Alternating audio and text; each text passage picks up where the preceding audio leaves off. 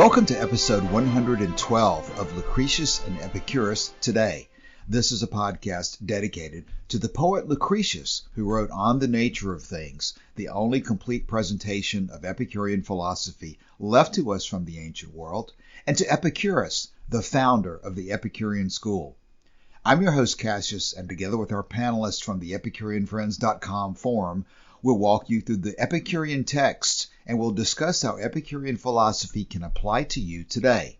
We encourage you to study Epicurus for yourself, and we suggest the best place to start is the book Epicurus and His Philosophy by Canadian professor Norman DeWitt. If you find the Epicurean worldview attractive, we invite you to join us in the study of Epicurus at EpicureanFriends.com, where you'll find a discussion thread for each of our podcast episodes and many other topics. At this point in our podcast, we've completed our review of Lucretius's poem, and we've covered the detailed presentation of Epicurean ethics given by Torquatus in Book 1 of Cicero's On Ends. Today we turn to the higher-level presentation of these issues as found in Epicurus's own Letter to Herodotus, which, like Lucretius's poem, covers a combination of the full system. Now let's join Joshua reading today's text.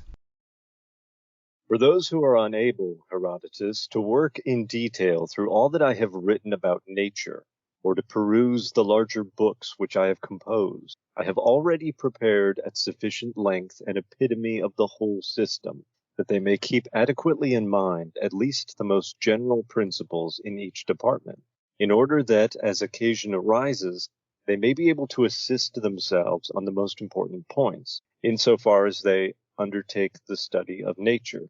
But those also who have made considerable progress in the survey of the main principles ought to bear in mind the scheme of the whole system set forth in its essentials, for we have frequent need of the general view, but not so often of the detailed exposition.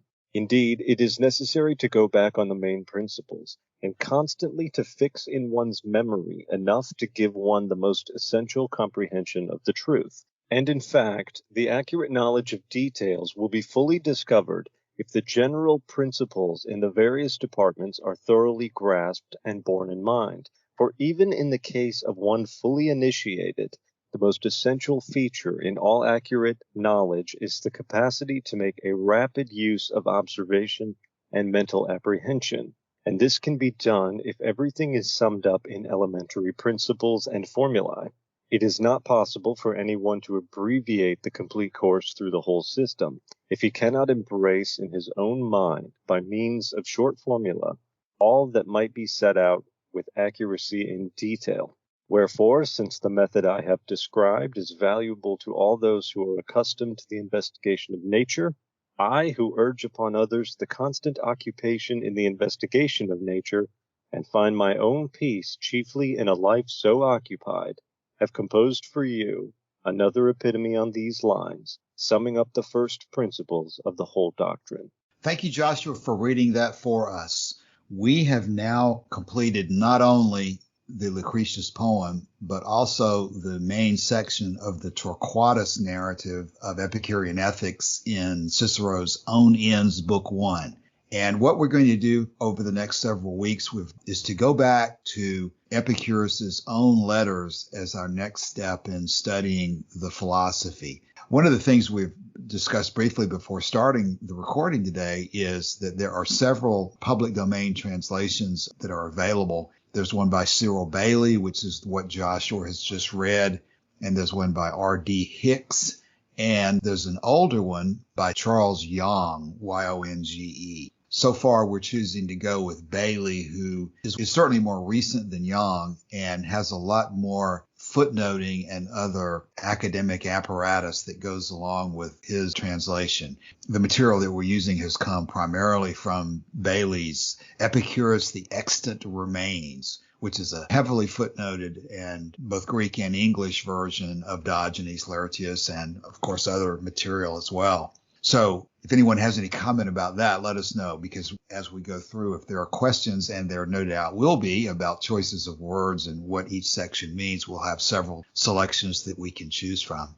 Just to reinforce what you said about selecting Bailey as the translation that we're working from, I know that Don, in his letter to Menoikeus, his new translation with commentary, he pointed out that Bailey really did the hard work of building on Usner, whose Epicurea was the seminal text of its time. And Bailey supplemented that by doing his own analysis of all the surviving manuscripts and editing the text and trying to figure out which manuscript was, had the fewest scribal errors. And so that kind of thing, that's all sort of under the hood when you're looking at an English translation. So Bailey is quite good for that. And I think it's probably fair to say that Bailey has been more influential in after years than either Hicks or Young.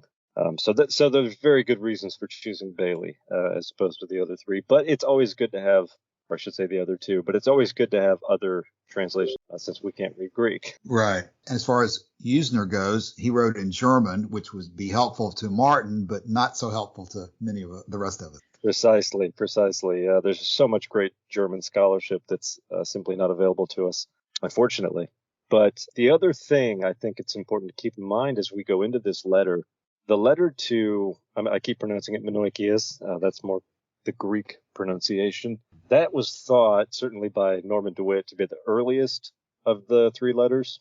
He thought that was composed possibly as early as the Lampsacus or Lampsacus scene, before he even got to Athens and started the garden. That's the theory anyway. And the main distinguishing feature between the letter to Menoikeus and the letters to Herodotus and Pythocles is that the letter to Menoikeus is written in a more elegant style. So by the time he came to Athens and settled down and sort of chose the style in which he was going to put out his writings, he had adopted a plainer style, which again, from Norman DeWitt, was said to have been adapted from Euclid and his geometry. So the letter we're dealing with today, in Greek anyway, comparatively, is of a less stylized and plainer and more readable style, which hopefully means that there's less room for interpretation, although I don't know whether that's true or not. But those are a couple of things maybe to keep in mind as we go into Epicurus's own words. And I think I mentioned this to you, Cassius, in the last episode. People might wonder why it took us so long to actually get to Epicurus's own words. I'm wondering if you have anything to say to that. I definitely have something to say to that. I know that when I first started reading Epicurean material, for the reason you're asking the question, it's logical to say, let's just start with the man himself and understand exactly what he himself was saying. And so there's things out there like the Epicurus Reader. If I remember correctly, that's one of the first things I saw on the internet was, I forget the authors of that, but a little green book that has a collection of the important Epicurean material. And these letters are in there. And I know that probably one of the first things I did was go to this letter as a starting point. And the analogy I think is useful is that of getting the forest and the trees confused. And I found when I was reading this letter especially that it was extremely hard for me to figure out what he was talking about and why he was talking about it, even though it is a relatively high-level summary of things. Of course, I came to Epicurus thinking that he was mostly of interest because of his ethics and his view of pleasure as the goal of life, and a fairly conventional viewpoint of Epicurus. I had been reading Stoicism as well, and I knew that there was a controversy there, especially as to the role of pleasure versus virtue. So I was expecting to find the most basic letter of Epicurus to be something relatively focused on issues that I was expecting to find. And then when I got to this letter of Herodotus, I found that it was covering issues that I was not expecting to find. I knew that Epicurus was involved in atoms and void, but I didn't really understand how he was incorporating his epistemology along with the physics as well. So almost like I would say the same thing about Lucretius, and maybe even more so about Lucretius. I just don't think that it's necessarily a good idea for new people to pick up Lucretius and expect to understand Epicurean philosophy on your first read through of Lucretius. You get the trees with Lucretius, you get all these details, and then you get to Herodotus and you have the forest at a higher level. But to me, the whole philosophy, the whole orientation was so foreign to what I had been taught in the past. And I don't want to imply that I understand it now either, but it's taken me years of reading this to get more familiar with even an outline of the topics that we're discussing and to see how they fit together. So what we did in our podcast, we started with Lucretius because there's sort of a general interest in the science of Lucretius and the swerve and the things that he talks about. But people who go back and listen to the older episodes of the podcast, we certainly use those as a launching ground to talk about other things and to get the details in some kind of a context. And so we've gone through the details, and now we're sort of in a position to better understand the way he puts them in more summary form. I would say the same thing sort of about the principal doctrines. You can read through the principal doctrines if a new reader of Epicurus and get an idea of some of the important points. But as far as many of them and how they fit together, I think it's very difficult for someone who hasn't been reading it in the past to put it all together. So we're kind of going from the trees and the forest to the trees and back again, and hopefully in that process getting a better understanding of it. Mark, did you read the letter to Herodotus fairly early in your reading of Epicurus, or how much time have you spent with this Herodotus letter? I mean, it was actually the first letter. The first thing I read from Epicurus was the letter of Herodotus, simply because it was the first one in the book of the collected works of Epicurus the surviving works of Epicurus in German. Yeah, I would think everybody knows that Epicurus was into the atoms and void, and so that atomism was a significant part of what he was going to be talking about. But it's not something that we necessarily can immediately relate to ethics today. It was useful, but it was by no means the end of the road. Right. Now, you have used the word summary just now to describe this letter, or forest would be your analogy for it.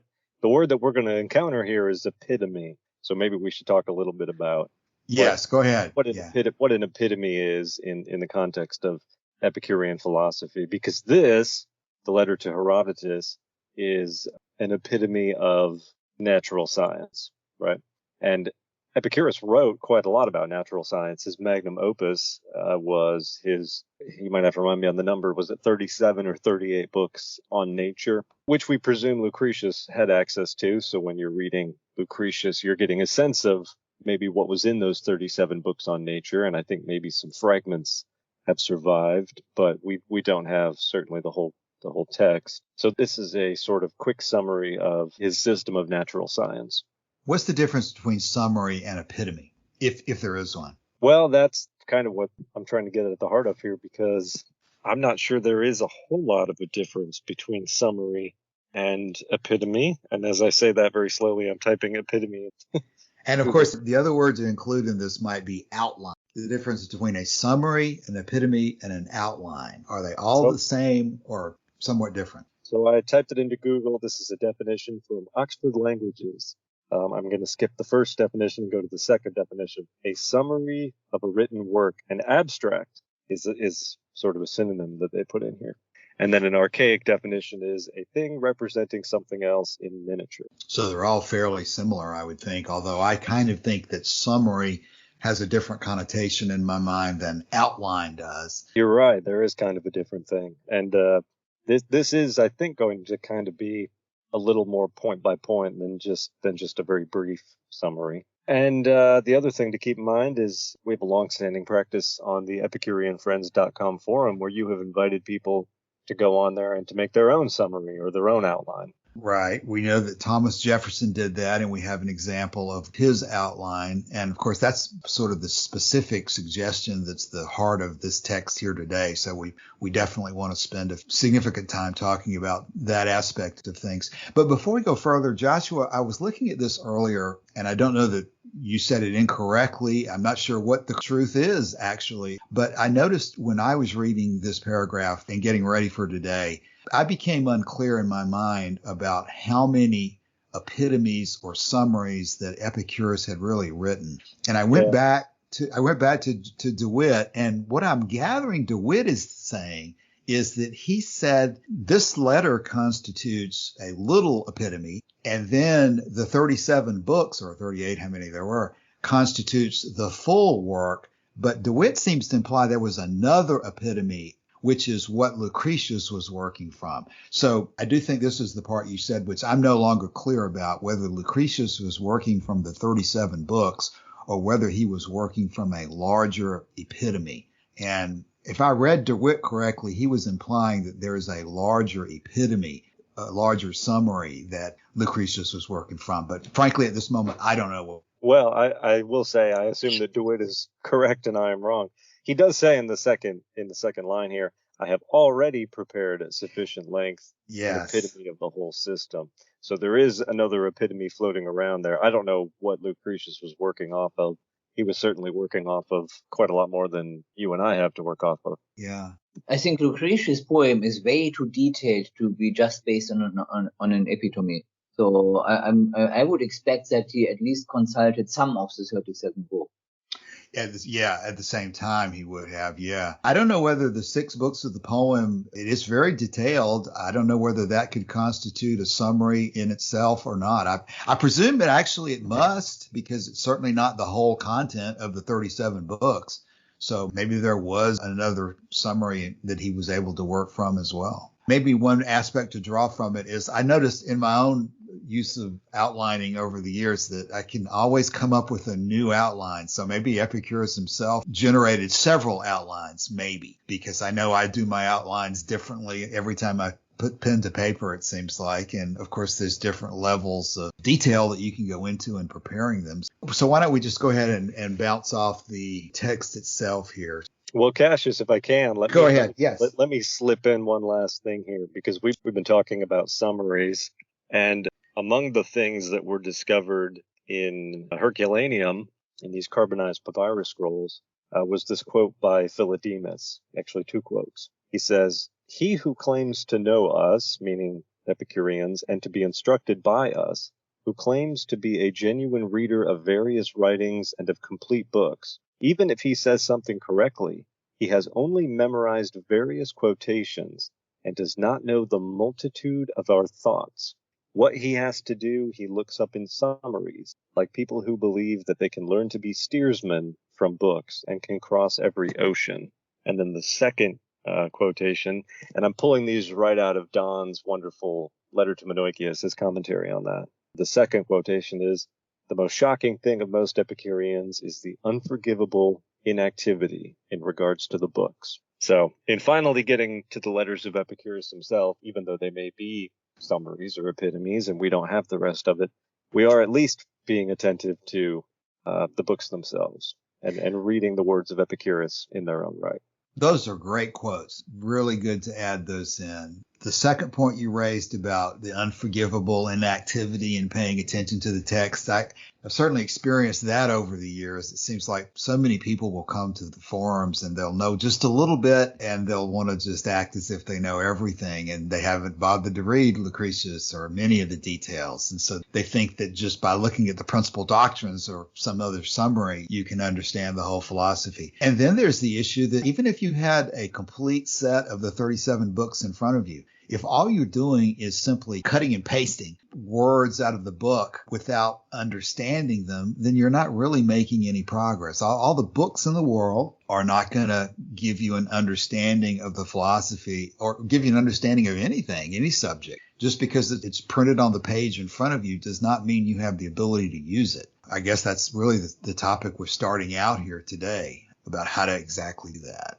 Yeah, I think there's a Vatican saying that is applicable to that line of inquiry, but I can't think of it right now. Oh my gosh. Something about how we need true health, or, not good. Right. Not the semblance of health, but true health is what philosophy needs to bring you, something to that effect. Yeah, Mm-hmm. So we need to understand not a semblance of Epicurean philosophy, but we need to actually understand Epicurean philosophy. And so it's very good to be getting into, as we keep saying, Epicurus' own words. Right. Translated into English. And another general comment that comes to mind is so many people are interested. They understand from modern Stoicism or books about it that there's all sorts of techniques to be employed in understanding the philosophy of Stoicism, and techniques of overcoming pain or steeling yourself against adversity and so forth. I would consider that this is something analogous to a technique at the very least, in reminding you that you've got to understand both the forest and the trees. You have to be able to move back and forth. And of course, that's what that first quote that you read from Philodemus is. That's my takeaway from that, is regardless of how you think you are able to cut and paste, and I guess the word I've heard used so many times is regurgitate. It doesn't matter if you can regurgitate a set of words or even a formula. If you don't understand it, if you can't apply it, then it's really useless to you. And that's, I guess, what he's basically saying. He's already prepared an epitome of the whole system, that they may keep adequately in mind at least the most general principles in each department, so that they can assist themselves on the important topics insofar as they undertake the study of nature. But those also who have made considerable progress in the survey of the main principles ought to bear in mind the whole system set forth in its details. Set forth in its essentials. I said it exactly wrong. For we have frequent need of the general view, but not so often of the detailed exposition. There's so many different ways to attack that. But again, somebody who just knows about Epicurus, that he said that pleasure is the guide of life, or pleasure is the greatest good, that is not. Oh, I'm sorry. Actually, Joshua, a few minutes ago when you started talking about these quotes that you were going to mention, here's one of my pet peeves, and I constantly get in trouble about it. And it, of course, relates to Philodemus as well. There's the issue of those who consider that the Tetrapharmacon is a ultimate summary of all that's important in Epicurean philosophy. I think that it's very possible to overgeneralize the importance of that particular formulation. And of course, it doesn't even begin to discuss some of the physics issues and the epistemological issues that are involved in the philosophy. So it's possible to overgeneralize in preparing your outlines as well. So when he says the scheme of the whole system set forth in its essentials, I would say that the essentials part of it is important to keep in mind, that you want to be able to prepare an outline that is sufficiently broad as to allow you to remember it, but not so broad and not so ambiguous as to not serve the purpose of reminding you of significant parts of the philosophy. Right, because the Tetrapharmacon at best is maybe 4 of the principal doctrines, right? And there's quite a lot more than that. And they're all important to keep in mind. Just to use 4 of them and think that you've got a good handle on the philosophy is far from sufficient. Right, because we don't really know that the Vatican sayings list was a group that was used in the ancient world, but we have, in addition to these letters as summaries, we have the principal doctrines. Now, whether they were divided into 40 or not in the ancient world is difficult to say, but there's the principal doctrines that are a summary. And then there's the other summary that we rarely talk about, but is clearly in existence, the 12 fundamentals of nature, which Epicurus was using as a summary of his physics. And of course, that's the issues of atoms and void and infinity of the universe and so forth. So Epicurus was regularly using summaries of the important parts to help his people remember what he was talking about. We have frequent need of the general view, but not so often of a detailed exposition. Right. Just to give an example of what that might look like, and we encounter this quite often on the forum, where people always want to talk about Epicurus and his relation to the gods. Are there gods? Are there no gods? Can I be an Epicurean and still believe this? And an example, I think, of the general view is Epicurus was quite clear that the universe was material and that there was nothing non-material. There are no supernatural gods. There are no immaterial spirits, and there's nothing like that. That's kind of the general view. And then if you want to go into the details, Lucretius has more than enough, I think, to keep you busy for a while. But the general view is that the universe is materialistic. And you could do that with ethics. You could do that with astronomy. You know, there's all these areas where you have the general view and then you can fill in the details. It's important to study both, but the general view is you're going to keep in mind more often, but then you're going to want to be able to fall back on the details as occasion demands. Yeah, you're not going to know what a forest is unless you know what a tree is, but you just simply can't look at individual trees and comprehend the full impact of the forest. You've got to be able to go back and forth from different perspectives in order to see the implications of both. The next sentence says, and I guess this is what we're talking about, it's necessary to go back on the main principles and constantly to fix in one's memory enough to give one the most essential comprehension of the truth. Now, I would say that the enough there is kind of what we're talking about, because while the Tetrapharmacon is useful in many situations, it's not going to be enough to give you a full picture of the philosophy. So when preparing an outline or in deciding what's essential, boy, that's a very difficult task, deciding what's essential and what's not. We constantly run up against trying to decide what's essential and what's not, and all we can do is really look at what Epicurus wrote and what would make sense from his starting points. But the only other point I'd make, I guess, on that right now is it seems to me that even though we may not have some of the texts sometimes that we would like to have, if you start at the same main principles that Epicurus seems to have started with, it seems to me you can have some degree of confidence anyway that if you try to reconstruct it, you're not going to go too far wrong if you always go back to the main principles. Yeah, absolutely. There's actually a quote in this passage that I'm looking for that says something to that effect. It's kind of like the next sentence, which says, in fact, the accurate knowledge of details will be fully discovered if the general principles are thoroughly grasped and borne in mind. That's the one I was looking for. Because that's how you're going to know if you've got a problem with an opinion or a conclusion that you're not sure of, but that you're entertaining could be true. If you find something that is inconsistent with a prior position that you've taken, maybe you do have to go back and re-examine the prior position. But once you're convinced of a basic position, I guess it is like geometry or other types of abstract sciences, you take it almost as an axiom. And you use that to test other opinions. And you can't test other opinions to see if you've got a consistent picture unless you've got those original opinions fixed in your mind and are able to use them. And in fact, even go ahead, Jasper. Go ahead. Oh, I'm just looking for my place in the text. I was just going to say, for even in the case of one who is fully initiated, the most essential feature of accurate knowledge is the capacity to make a rapid use of observation and mental apprehension. I've never really parsed it all that closely there, but I guess when he talks about rapid use of observation and mental apprehension and then your pre-existing formula, it's not just a matter of the word observation there is what I'm trying to focus on for just a second. I guess what I'd say is I don't care how much of a virtuoso somebody is in being able to quote Epicurus or quote anybody else and fit the different passages together. If they then cannot turn around and use that knowledge in walking out their front door and dealing in their everyday life with the problems that they run into, then their ability to juggle words is of no use. Right. And I think one way to train yourself in doing that is not just to read Epicurus' own words, but to do what Thomas Jefferson did and to make an outline.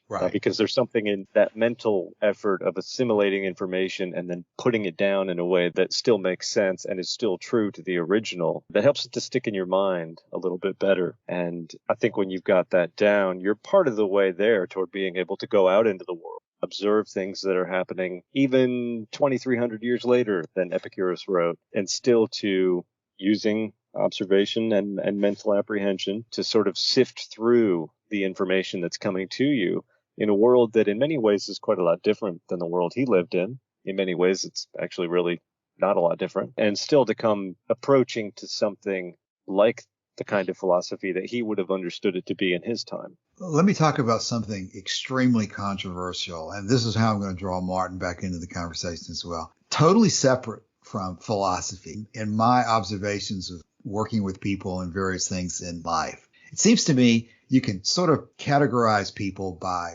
this question. Do they like to use outlines, or do they think outlines are a ridiculous waste of time? Do they like to make lists, or do they think that lists are a waste of time? Do they make lists of their lists of their lists and never get around to doing anything? There seems to be sort of almost a personality that likes to make lists and likes to make outlines. And there's a personality that doesn't like to do that at all, just seems to want to percolate things in their mind, and then all of a sudden they vomit it all out at one time when they write something. That's not a good word to use, but I've been recently involved in writing some material with some other people. And I urge them in this other situation to, okay, let's at least kind of know where we're going by putting together an outline so we see the basic principles. And several of the people I work with, no, that's not the way I think at all. I can't do that. I just need to think about it for a long time, and then I'm just going to sit down and write it all out at once. So, Martin, go ahead, Joshua. You open your mouth and David Allen's voice comes out. Yeah, exactly. Martin, are you an outliner and a list maker or not?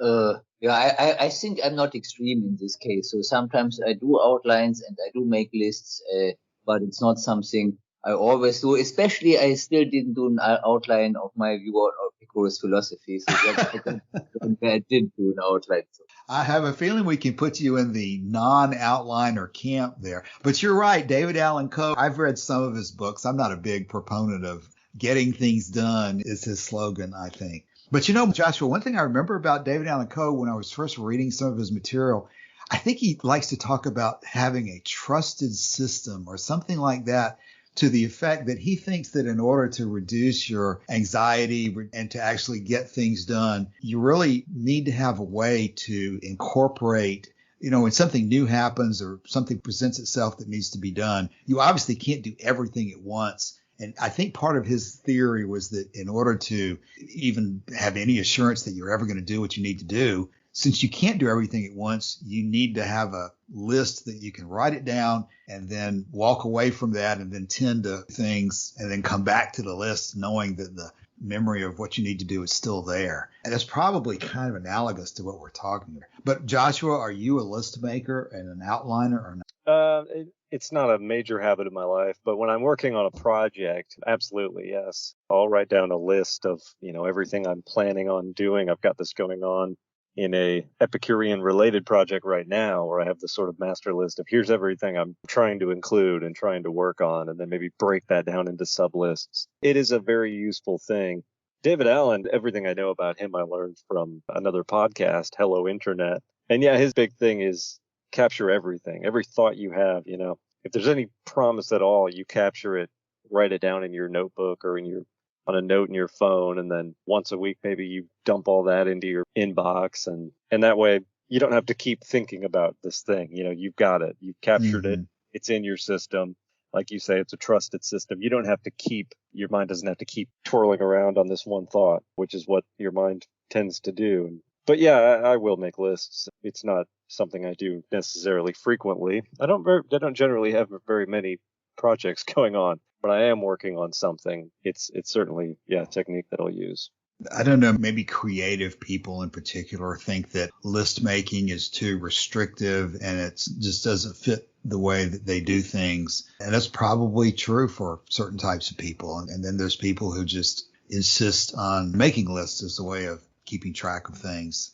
So it's probably an interesting psychological question about whether those are useful or not. But I just know in my own experience that I do tend to make lists, and that when I attack something like Epicurean philosophy or something new that I don't really understand, I do try to make a list of the main issues that are being discussed. I guess it's almost like when you're taking notes in a college lecture or class. Not that I was ever very good at that, but I guess I did try to make bullet points under categories, keep things organized in a way that allowed me to remember what the categories were at least. And I do think that that's very useful in approaching Epicurean philosophy or any philosophy, to at least understand the basic major headings of the system before you get so carried away on any particular rabbit hole that you never come up for air. You dive and never come up again. I observe that an awful lot with Epicurus, with people who get into the ethics, into the issue of absence of pain and pleasure and virtue, and they pay no attention whatsoever to the rest of the philosophy. I think that's a significant mistake, especially this issue of epistemology, which I even hate that word because it's not a word that normal people are going to use. I don't know what the best way to convey that to normal people, normal non-philosopher people would be, but the issue of how to think and what knowledge is and when you can consider something to be relatively confirmed and not confirmed, those issues are extremely important. And I don't think most non-trained philosophers devote much attention to that at all. Let me give you a contrasting example of what an epitome or a summary might look like. This is, I guess you would pronounce it, the Enchiridion of Epictetus. This is a short manual of Stoic ethical advice, which was compiled by Arrian, who was one of his disciples. And it says here on Wikipedia, it is not a summary of the discourses, but rather a compilation of practical precepts. Eschewing metaphysics, Arrian focuses attention on applying the philosophy to daily life. That's the kind of thing that I think people want to do when they're exclusively looking at the ethics, but you can't separate the ethics from the epistemology and from the physics in Epicurean philosophy. It doesn't work out. You end up just sort of making up your own ethics, which is fine. You can do that. No one's going to stop you. But the conclusion that you ultimately arrive at will not look a whole lot like Epicurean philosophy. You even get to the point where you don't even understand the point that you just raised. I think Epicurus would assert that his epistemology and his physics, his metaphysics, were essential to his entire system. But if you just read a summary of ethics and follow the people who are interested only in the ethics, you don't even know coming into the study of the philosophy that Epicurus thought these other things are important. I think you're absolutely right to say that they're not just important, but they're of principle important. I keep going back to that one scene in Epicurus's early education,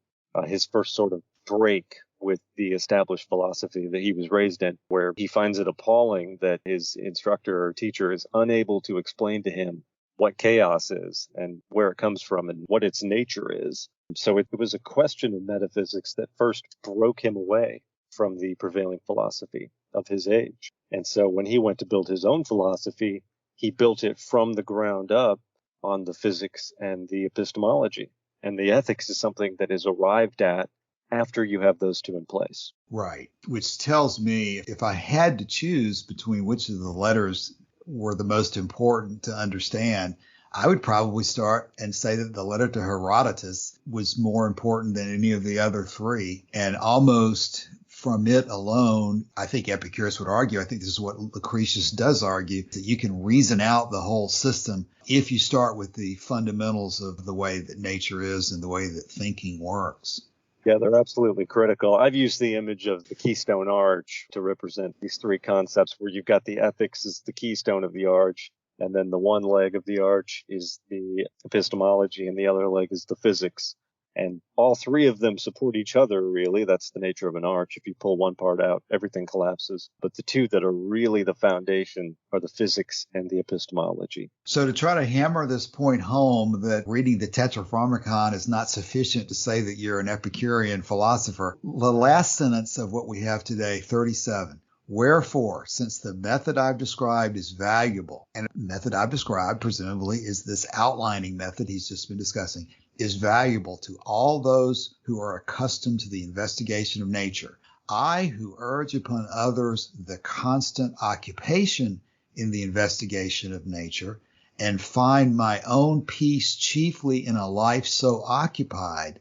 In other words, he's restating that this is from him who has decided that he finds his own happiness chiefly in the study of nature. What is he going to do in order to convey that information to Herodotus or anybody else? He's going to turn around and he's going to write another outline. He's going to say, because of these things, I've composed for you another epitome on these lines, summing up the first principles of the whole doctrine. So I've always thought this just makes a tremendous amount of sense, that when you want to explain something to somebody, you give them the basics. We go back to the criticism of Socrates. You don't just beat around the bush and give them part of what they need to know. You don't ask them a series of questions and try to ask them to reason it out for themselves. You don't hide the ball. You don't, again, just give part of everything. You give a summary of the first principles of the whole doctrine as a starting point. So certainly you make an argument that maybe we should have started with the letter to Herodotus with our podcast, I guess is what I'm talking about there. But I guess it's a different question. The podcast sequence that we've been through has other justifications other than this. But maybe the way to close today is to talk for a minute about that issue. What is the best way to acquaint somebody who is not familiar with Epicurean philosophy with the philosophy? Now, that may not be exactly what he's doing here, because I guess Herodotus is apparently an existing student. So That's maybe a different question, but is it worth looking at it from that direction, Joshua? If you are looking to teach someone the basics of Epicurean philosophy, what do you do? That is a difficult question. I think it's important to have these kind of summaries or lists or outlines, as you've described them, on hand. Actually, Frances Wright gives an interesting view of things. She says, you wait to pose the question until the mind of the student is eager to ask the question, right? You wait to give your answer until the question is asked. I don't know if that's really an Epicurean position, but certainly I'm not going to go door to door with the letter to Herodotus and and just tell people who don't want to hear it, this is the foundation of Epicurean philosophy and this is how we go about it. But to the interested student, you have to have this kind of thing on hand and available, and handing them 7,000 lines of Latin dactylic hexameter is maybe not the best approach.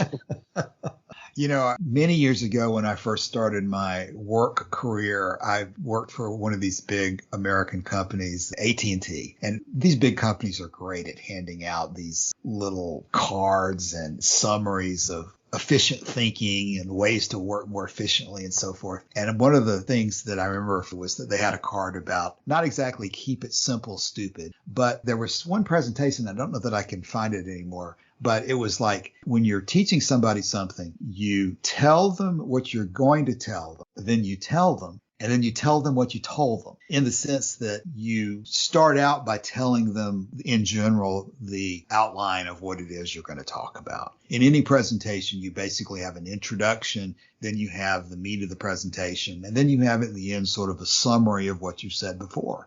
And that's kind of just the logical approach to almost any discussion when you're starting with something new. So I kind of see that as the same principle, that you start out your discussion by giving the person you're talking to the summary of what it is you're going to talk about, summing up the first principles of the whole doctrine. If you want to introduce somebody to her Epicurean philosophy, what would you do? I would definitely not start with the letter to Herodotus, but it's hard to say where you would start. And that's why I default to DeWitt's book as a better modern presentation. But I think we ought to be able ourselves to come up with our own outlines of what the most important topics are in discussing. Yeah, I don't know why you just kind of made me think of this, but the method used by elementary school teachers or primary school teachers, and my sister is one, is praise, criticism, praise when you're talking to parents and students. You've got some behavior or something you want to correct, and just coming out all negative is not the right way to go about it. So you praise them for this thing, and then you criticize them for the thing you really want them to hear, and then you praise them for this other thing. Not really a summary, but certainly a tool widely used in modern pedagogy. And that reminds me of the rimming the cup of wormwood with honey there. Yes, You cast the details in something that is more attractive. That's why people end up talking about pleasure to some extent on Epicurean philosophy, is that that is really one of the kickers. It's the thing that grabs you about the philosophy. The epistemology and the physics don't often grab you with the same intensity that the ethics of pleasure do. But still, they're all intertwined and you have to keep them all in mind. That's one reason I gather that the Stoics don't talk about their physics or epistemology that much nowadays at all. These modern Stoics, even though epistemology is sort of one of their big points from the ancient world, I don't know that the modern Stoics really talk about syllogistic logic very often in their therapy groups. And they almost certainly don't talk about the physics of Stoicism.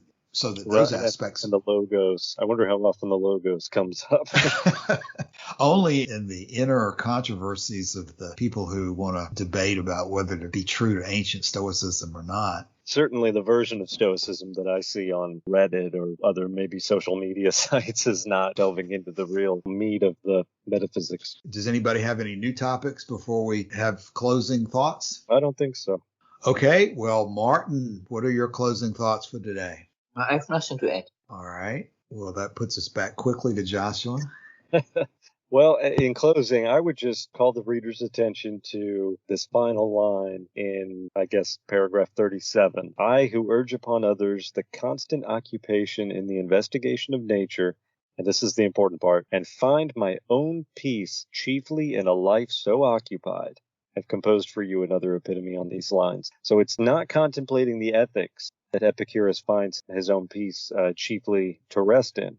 It's the study of nature, the investigation of nature, in which he finds his own peace, chiefly in a life so occupied. That wasn't really good grammar, but that's the crucial bit. That's why we're going into this. That's why we want to study and investigate nature, because Epicurus finds his own peace chiefly in a life so occupied. And hopefully, maybe by the end of our discussion of the letter to Herodotus, we will find our own peace chiefly in a life occupied with the investigation of nature. But if not, there's plenty more to come down the pipeline after we finish this one. Right.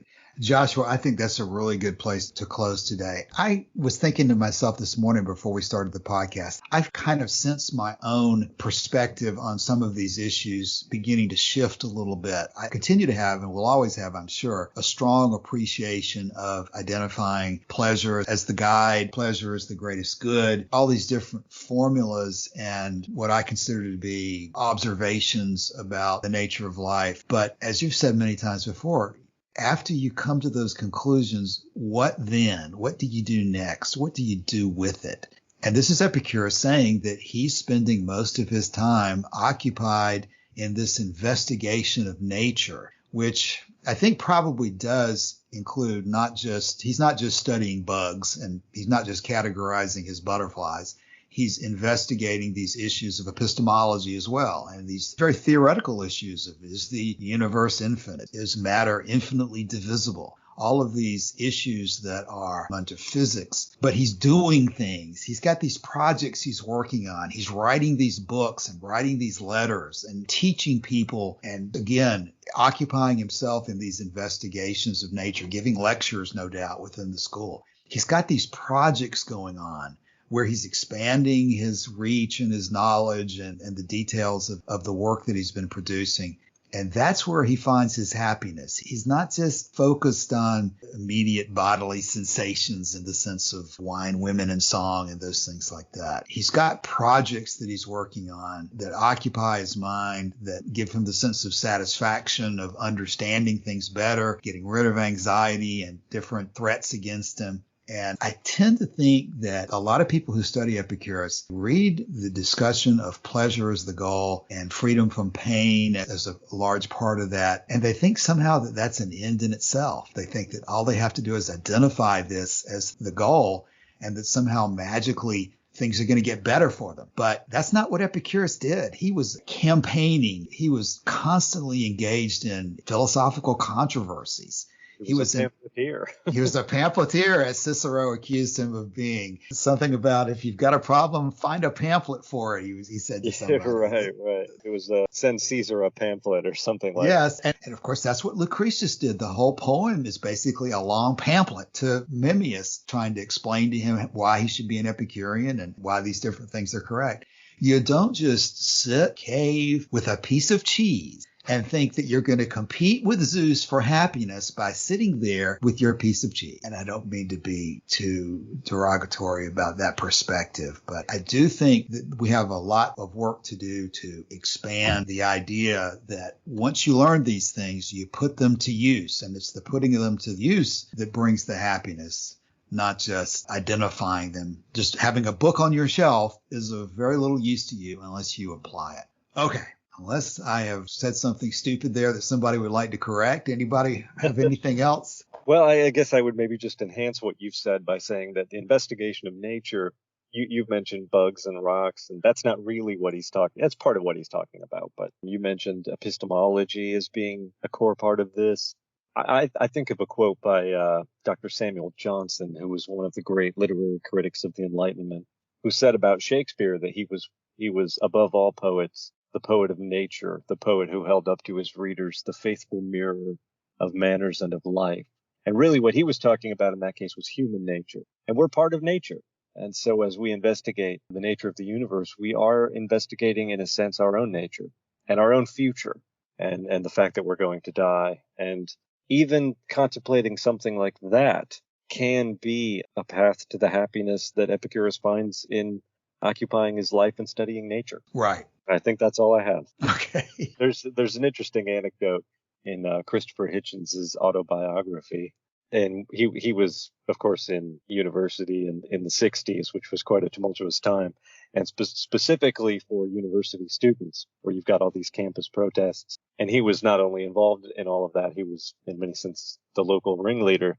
And so one of his professors pulled him aside, and who was very impressed with him, because obviously he's very well read and well spoken. But he said, "If you keep this up, you're going to become a pamphleteer," as if that was a fate to be avoided. And yeah, apparently that was not looked upon as a great occupation, to be a pamphleteer. Yeah. All right. Well, that's the beginning of the letter to Herodotus that we've been discussing. Thanks for your time today. We'll come back and we'll dig into the remainder of Herodotus starting next week.